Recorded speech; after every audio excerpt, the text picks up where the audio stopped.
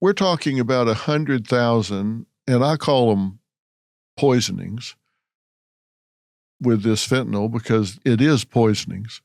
But if you had any other way that people were being killed at the rate that they're dying from fentanyl, if it was airline crashes or whatever, that's 1,900 people a week that are dying from fentanyl poisoning. Can you imagine if 1,900 people a week were dying in airline crashes? Oh my God, people would be pulling their hair out. They'd be running up and down the street. What in the world's going on? But we have people dying of these fentanyl poisonings at 100,000, and it seems like people don't react to it the way they would if it was airline crashes or trains crashing or subways. We have a 9/11 every week. Yeah. About 300 a day, 2,100. That's in the ballpark of a 9/11 every week. Yeah. And again, the media is not talking about it. Thank God you're talking about it. I've seen you do a lot of shows on it. Thank you for that. But, Fox is talking about it. Maybe Newsmax, they're doing some of it. But other media, I don't hear anything from NBC, ABC, any of these, CNN, none of these people. They're not talking about why? Because it's an embarrassment to this administration. So they'll cover it up. But again, like I said earlier, it shouldn't be a partisan issue. We're losing an entire generation over this. It's the number one killer of people between the ages of 18 and 45. If this was COVID, they'd be coming up with some vaccine for it, right? But because it's so, they've made this thing so political that it's being hidden from the American people. And I appreciate shows like yours that bring it to the attention of the American people.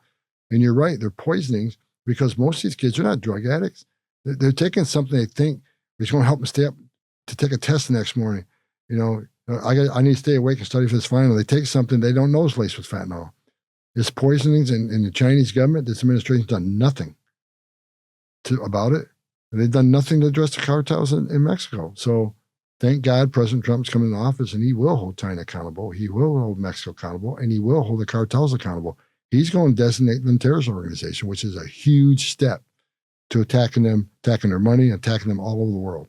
The thing that impacts me about you as much as anything, I think people respond to the fact that you're very straightforward, you're very outspoken about this, but the thing that impacts me really the most about you, I have to say, is your humanity.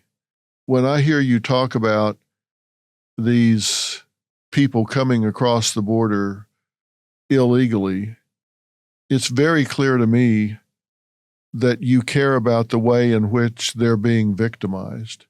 I don't hear you talking about these people in an ugly way, like they're some kind of evil people or second-class citizens in some way. I heard real pain in your voice when you were talking about the fact that they're being starved, tortured, sexually assaulted, raped, drowning in the river. It seemed to me that you genuinely care about those people. I care about people, and I'm not anti-immigrant. I'm anti-illegal migration because I know what happens, and I've seen a lot of, as I said earlier in the show, I've talked to little girls young as 9, and as a father, you get on your knees, you look in their eyes, and see the pain she went through, and everything innocent and pure. No child should go through that, and as a parent, that'd be devastating to me, and I stood in back of a tractor trailer and 19 dead people at my feet, including a 5-year-old boy who begged for his life. It came out through the investigation with the ones that survived. He begged his dad to not let him die. He wanted to see his mommy again, and his dad can't do anything. They're locked in a steel truck. Think of the agony they went through, the pain they went through. And I've seen so much of this, and I'm tired of it. And I'll be honest with you. At one point, I had to go get help. Because of the things I saw that I can't forget. That's why I'm so passionate about this. A secure border saves lives. I mean, I'm a tough guy, but I got a heart. And like I said earlier, the men and women of the Border Patrol, they have hearts too. And it's not about, I understand why the people want to come to the greatest nation on earth. I get it. I get it that many are coming for a better life and to get a job and support their families. I get it. But they need to understand they're going to be victimized with all this shit happening. And hope I can say that on podcast, but Yeah. I take this personal because I've seen it. I take it personal because I am a parent. And when that 5-year-old kid, when I knelt by him, said a prayer, it broke me inside for a while. Because I had a 5-year-old son at the time. And I sit there on my knees and thinking how lucky I am and how lucky my son is that he's not back at the tractor trailer, because we're not forcing this kind of plight because our country's taking care of us. And there's not a need for me to go to another country. And all this plays in. And I want this fixed. And a secure border saves lives. President Trump had illegal immigration at a 45-year low. 90% less people are coming. Look at the lives that were saved. Even the wall. And people say the wall is Trump's vanity wall. And what a waste of taxpayer money. No, the wall saves lives. You don't understand, because the women and children can't get over the wall, which means the most vulnerable, the weak, the women and children are going to go to a place where there's not a wall. And what's waiting on them? The men and women wearing that green uniform, whose first responsibility is to take care of their medical needs, because a lot of them are in bad shape.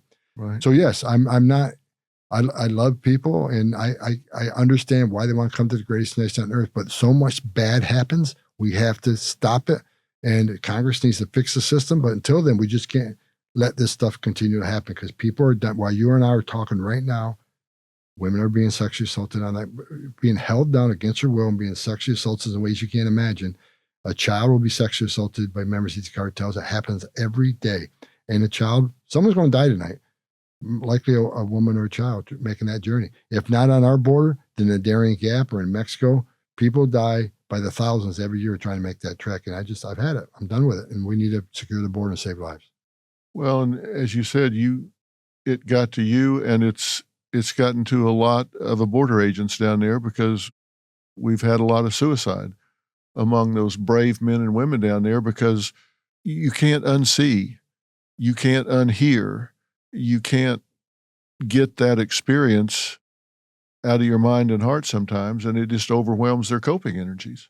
And me, by telling the stories I tell, I hope people look. There's a lot of people don't like me. I get it, but if you saw what I saw, I think you'd understand me, because even though I'm a tough guy, I love kids, and kids are being abused every day on that border. And look, President Trump had it just locked down.